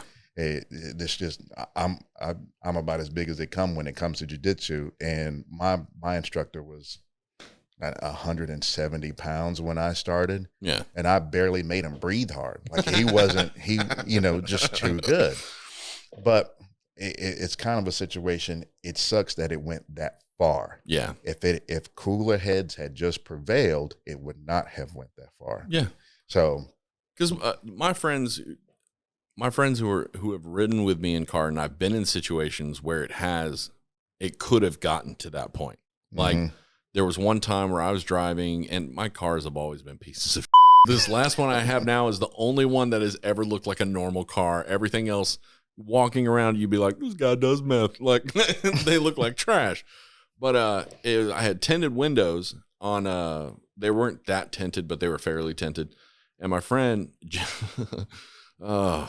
his nickname is Jessup. That is not his actual name. We call him Jessup because when he was trying to say his girlfriend's name, Jessica, he would always hiccup. It was a weird stonish part of the time, so we called him Jessup. Like, that's just what we called him. But anyways, Jessup is beside me in the car. We're in the car. The guy pulls me over. He comes up, walks around. He sees me. He goes, I need your license and registration. I said, okay. And he looks down, like bends over, and sees Jessup in the seat next to me and is surprised because I guess he didn't notice another person in the vehicle. So he goes, oh, shit, and puts his hand on his gun. Oh, God. And Jessup just goes, huh? Like, what the hell is going on? Like, what's happening? He goes, oh, I need your license and registration too. And he's like, why would you need him? I got pulled over. And he's like, well, no, I just need to run his registration, make sure he's legal. He's not Mexican. And he's like, no, because that's the only thing you could give a justified excuse is like, that guy's brown. He might be from Mexico. We're in Texas, Yeah. But that's not even a justified excuse. So I'm sitting there. I'm like, well, he's a passenger. He's not driving. He's like, it's 2 p.m. It is not drinking time or druggy time. I wasn't swerving or anything. He pulled me over because I had a broken taillight I didn't know about. Yeah. Or not taillight, it was just the bulb was out. So he said, I just need his license and registration. I said, I looked at him, Jessica was like, here, man, just give it to him. And I was like, okay, man. So I gave it to him and he ran his and nothing on it. No priors, no nothing. Because he was a nice kid. He didn't do anything wrong. Yeah. So he came back and gave it to us. Now, I did see another friend of mine, Dave, who ended up riding and he got pulled over. And there was me in the passenger side. And he immediately started complaining that this cop pulled him over for no reason because he was driving while black. And I think he was right. I honestly do, because we literally just stopped at the light and it turned green and we started turning right. And I didn't even notice the cop because I'm in the passenger side. I don't give a shit. He did. So when it turned right, that cop just turned right with him. And then we were still driving. So it was probably like 2 or 3 miles down the road. And then, whoop, and that's when he pulled us over. Yeah. And we were going 35 in a 35. So it was very weird. So he kind of was fighting with him. I was like, dude, you can't do stuff like that. If he's one of those assholes, he's going to torture you and it's not going to be good. Yeah. And he's like, you know what? You're right, man. You're right. And so when the cop comes up, he goes, look, I want to apologize for the way I was acting. I apologize thoroughly for it. And he goes, no, it's okay, man. I get it. And he goes, I'm just going to give you a warning. Just drive safer. And he's like, okay. And so he leaves. So he avoided a possibly bad situation, which is good. But at the same time, yes, it sucks that he had to do that because sometimes you do want to be a dick to a cop. But yeah. Because I've seen that look in people's eyes where it's like that 1,000-yard stare where you can tell that in their mind, they're somewhere else. They're not what place in their mind they should be in an emergency situation, especially. I've seen a lot of people do that because in my mind, I have that troubleshooter engineer thing. So it's like something goes wrong. What happened? What was the result? Why did it happen? Blah, blah, blah. That's what I think. And I've seen a lot of people where it's almost like the 1,000-year stare is like a light switch. It's like something like a loud sound happens, right? Like too loud for a gun backfire or a car backfire. Sounds like a gun going off, right? Mm-hmm. And you hear, and it's very close, and you're like, I'm like, what happened? Where did that come from? Blah, blah, blah, blah. And I see like 80% of the people in the room go, like they're just frozen. Yeah. They don't know what to think. They don't know if they should go out there. They want to stay inside. They want to be safe. Yeah. Or the unnecessary screaming. The unnecessary screaming is something. What are you screaming for? And sometimes it's as if it's like a small thing, like a noise that's loud, but it's just a short thing. You'll hear the scream. It's almost like a yipe from a dog when you step on their tail. It's like, ah! Man. That has never made sense to me. It's like, just, ah! What happened? Yeah. Like, they don't know what happened, but they're screaming because it could have happened. There's one time I guess I embarrass my wife a lot because I rarely hold back emotionally. You can see it. You can read my face if we're out somewhere and something stupid happens, or somebody just, and you can see it in my face. Like I don't hide it very well. We did an escape room one time with a group of. It was a group of people. It's just us two. It was a group of people. I think it was like 5, 6 of us. I don't know. So we're searching the room for clues. Yeah. Right. So one of the clues goes from a book. This book was a MacGuffin book or whatever, and there was a hidden room behind a bookshelf. And I guess since it led me to the bookshelf, I'm searching. I'm like, okay, it's a hidden compartment behind it, and I guess I don't know how it caught one of the girls off. It caught her off guard or whatever, and she turned and literally screamed. She screamed, and I looked at us. What are you screaming for? This is a complete stranger. I have no idea. I don't know what it is. Like, what are you screaming? And I said it with such a. I was an asshole, I guess. A dick tone or something. Like, what are you? The fuck are you screaming? What's wrong with you? And of course, my wife's like, she's like, oh my God, why do you have to embarrass me? Yeah. Because everybody in the room was mostly ignoring what just happened, and you're just like, what the fuck is wrong with you? There wasn't even anybody that popped out and like, no, just a hidden room. I don't know. But the unnecessary screaming is something that gets me, like in videos and whatever. It's like, oh, what are they screaming for? And it's constant. It's forever. It's like 2 long screams back. I'm like, hey, calm down. It's just gunshots. Yeah. Oh my. That honestly, that makes perfect sense, dude. I am the same way because I've literally been in moments where, so a guy was doing motocross and he was like jumping these hills. We're all sitting there drinking, having fun watching him and whatnot. And this is like a local, actually it was right here. It used to be the tracks right there on the other side. Yeah. Before the bridge or whatever. There used to be like all those dirt tracks and we were watching them. And she did not know him at all. He comes down, he lands kind of now out of our view. There's another hill that comes up. So he lands and he starts to fall and he goes down and you can't see what's happening. Mm-hmm. She screams, oh my God. And I'm like, do you know him?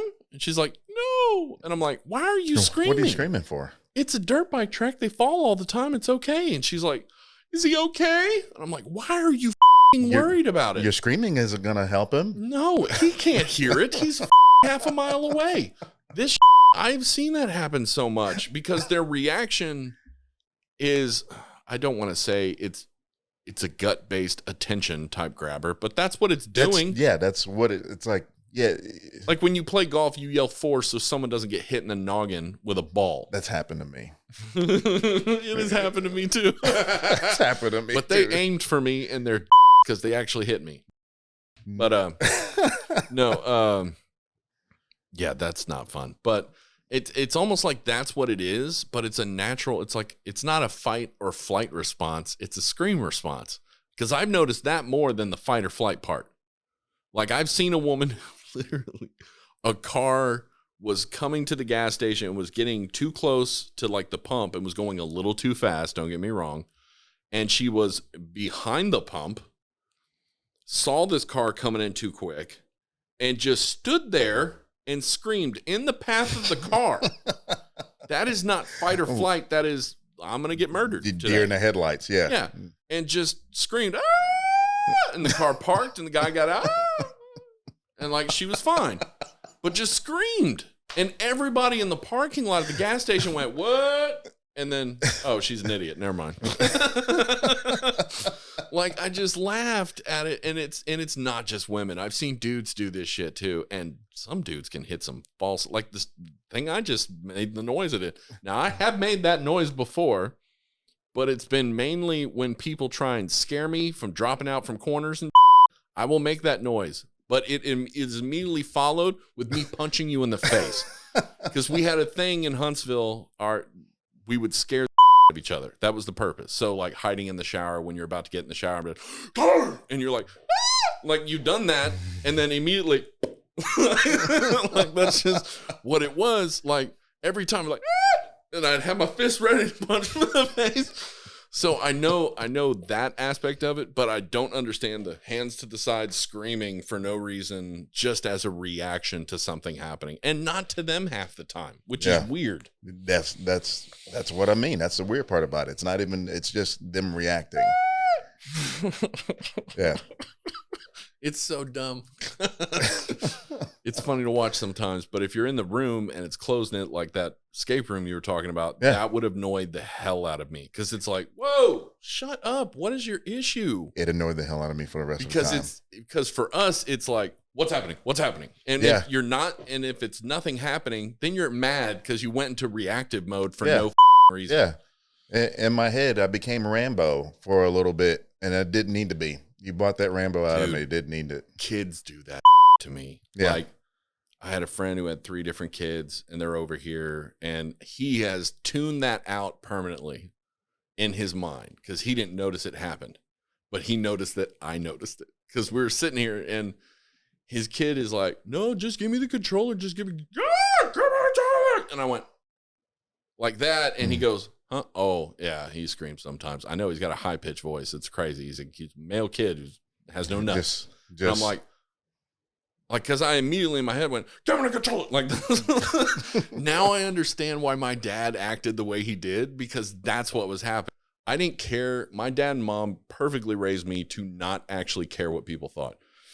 I don't know how people don't raise their kids to be that way. I've seen so many that helicopter, or you're the most precious, perfect. Like, I had the perfect weird. It was like they planned it. My mom was like, "You're a miracle child. You're my jelly bean boy. You're my miracle baby." And then my dad would be like, "The world doesn't really care about you." Yeah.